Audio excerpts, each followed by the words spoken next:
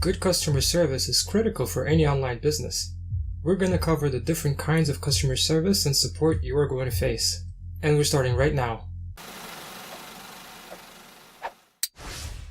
Let's spend just a minute analyzing what we mean by customer service and where it fits into our whole ecosystem here. And I promise we'll get into more interesting stuff later on. You might have noticed in previous videos that I like to draw at least 3 entities into my diagrams. So this time it's no different. I like to separate you from your business because this is clearly going to be 2 different entities, at least in this instance. So what's the relationship between you and your business? Well, you put in work, and maybe if you're good enough and if you're lucky enough, you'll get some profits out of it. Now, what's the relationship between your business and the customer? First of all, your business is going to serve the customer with products or services. It doesn't matter if this is an online business or offline business or a retail store that you've got. You're always serving the customer with products or services, one of these 2. It might be digital services or products, but still, it's always one of these 2. And the customer is going to go to your business to find out what those services and products are. They're going to go to your business to find out the prices. They're also going to go there to find out contact info and address and so on, whatever they want to know. Now, why are they finding this out from your business and not from you? Because, think about it, you're going to have a website, right? You're going to have some Facebook page. You're going to have a ton of materials out there on the internet probably. And all of this information is freely available. So, you barely ever are going to have a customer walk in and ask you, hey, what's your contact info? They already know. Okay, maybe they're going to ask you for a business card, but even that, a business card is something that your business is doing. Money is being used to produce business cards and to give it to the customer. This is less money for you for your profits. But anyway, all of this information is served from your business to your customer. And at the end of the day, your customer is going to give your business a payment. Now, they're not giving the payment to you. That's another clear separation here. They're paying your business.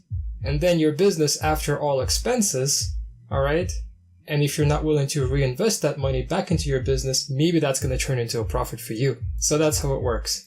So notice in this diagram, if we forget the bottom part here, the only time a customer interacts with your business is when they want to find something out and when they want to pay. This is usually very minimal kind of interaction. You want much more interaction than this. So when the customer has a problem or a question, that's when they come to you, not to your business. Your business is there for the initial sale and for the initial, let's say, guidance of the customer and for accepting the payment. But if you're a business person, you kind of know whenever there's a problem, you deal with it, never your business. Just how it works. But actually, we should be glad, or we, the business people, we should be glad this kind of interaction even exists. Because in return for those problems and questions, you're going to give your customer help. This help might include a lot of different things. Maybe you will have the chance to upsell something. So maybe a customer bought something small and you will now have an opportunity to sell something larger to them. Happens all the time. One simple example is website development. You might develop a small website for a customer. They have problems and questions. And in turn, it turns out they need a bigger website. So you end up developing a bigger website for that customer. And this happens all the time in business. Besides doing upsells, of course, the customer might need genuine help, and that's going to be your job to provide that help to them, provided, of course, that you would not be going completely out of your way to provide that help.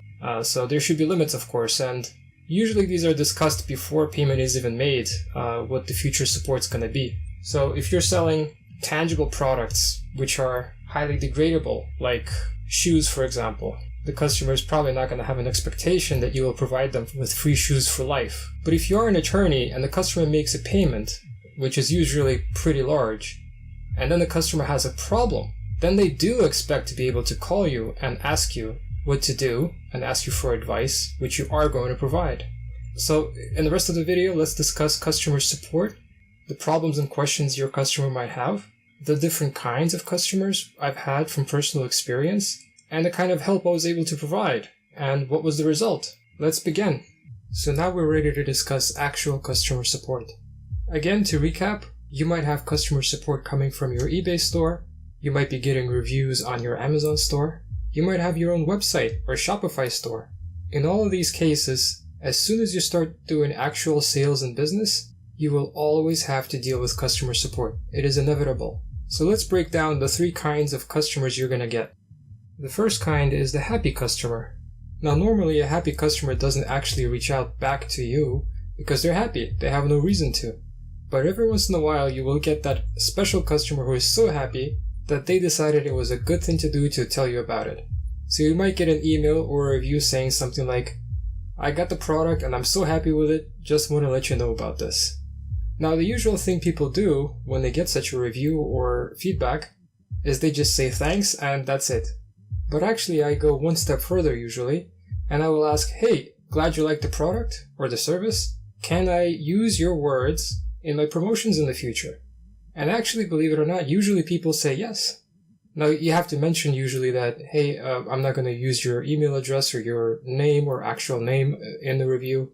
So as long as it's unpersonalized, that's okay." And this is great because now you've got an actual reference now, which you can use in the future. Now the other kind of customer feedback you're going to get is the haters.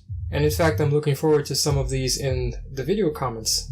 So the haters are usually people who will bash you, and they will do this quite mercilessly and without giving too much detail. So you might get a message like, "The product totally sucks. The service sucks. You suck and the business suck." You get the idea. Just total bashing and very few actual details about what they're unhappy with. Now be prepared, you will get such feedback in the future. It's bound to happen. So how do you deal with it? Well, what I like to do is, I usually ask also, what are you unhappy with? What's the problem? And you know what, more often than not, they simply abandon the whole thing. So there's going to be no response. And when they do respond, that's when you start to get actual details. And maybe it's going to be something totally fixable that the customer didn't really think about.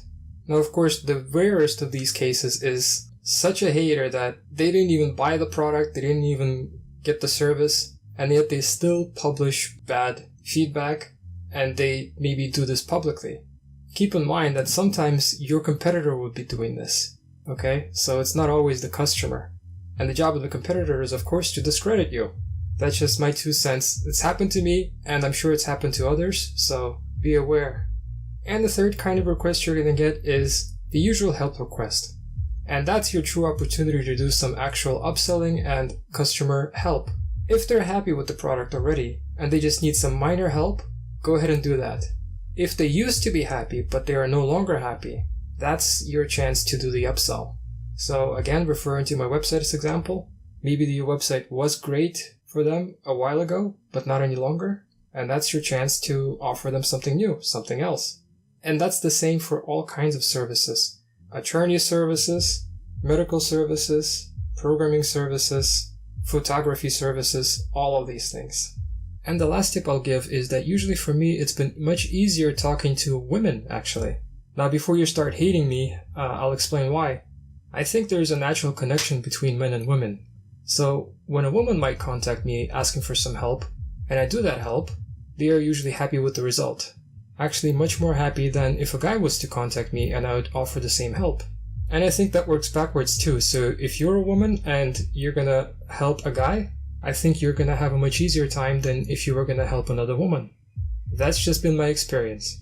If you found this useful, please like and subscribe. And if you have more tips to share with others, go ahead and do so in the comments section, and that will be useful not only for me, but for everybody else as well. Thanks for watching, and I'll see you in the next video.